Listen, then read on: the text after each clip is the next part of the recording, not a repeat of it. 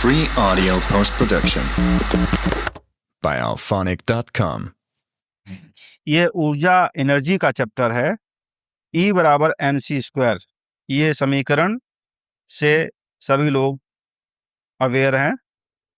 कार्य करने की क्षमता, the capacity of doing work is known as energy. कहने वाला एनर्जी का मतलब कार्य करने की क्षमता। अगर किसी वस्तु में, किसी भी चीज में यदि कार्य करने की क्षमता है तो वहां एनर्जी की उपस्थिति मानी जाएगी।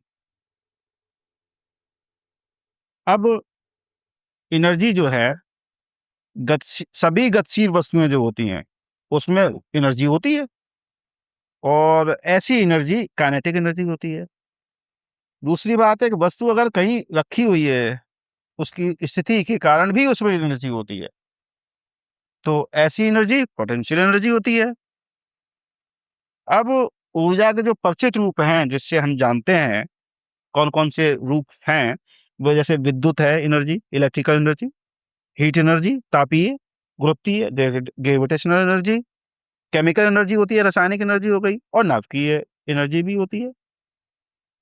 अच्छा, बॉडी में या निकाय में यदि एक प्रकार की ऊर्जा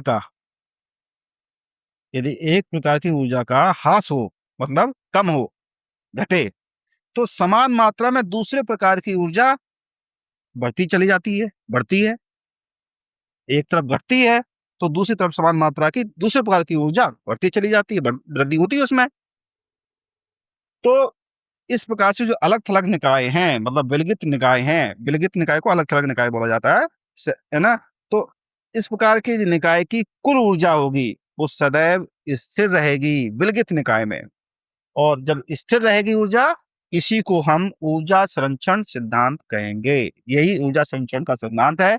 एनर्जी इज कंजर्व्ड। ठीक है, एनर्जी स्थिर रहती है। एक प्रकार की एनर्जी कम होगी, दूसरी प्रकार की एनर्जी बढ़ेगी। अर्थात एक निकाय है कोई विलगित निकाय, तो उनकी एनर्जी स्टोर रहेगी, मतलब संचित रहेगी, खत्म नहीं होती है। एनर्जी इज कंजर्व्ड, यहीं से थ्योरी बनती है एनर्जी कंजर्वेशन की।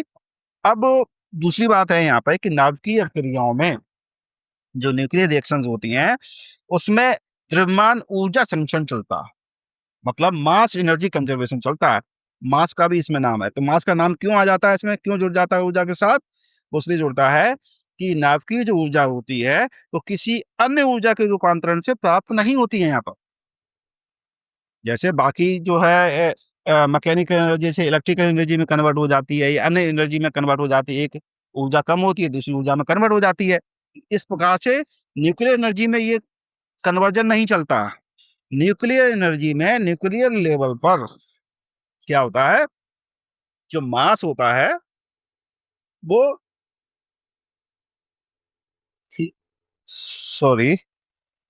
मास ही ऊर्जा में रूपांतरण होता, और मास जब ऊर्जा में रूपांतरण होता, कन्वर्ट होता है, तभी ये नाभिकीय ऊर्जा उत्पन्न होती है ना। और यहीं पर द्रव्यमान ऊर्जा संरक्षण का नियम लागू हो जाता है। Free audio post-production by alphonic.com.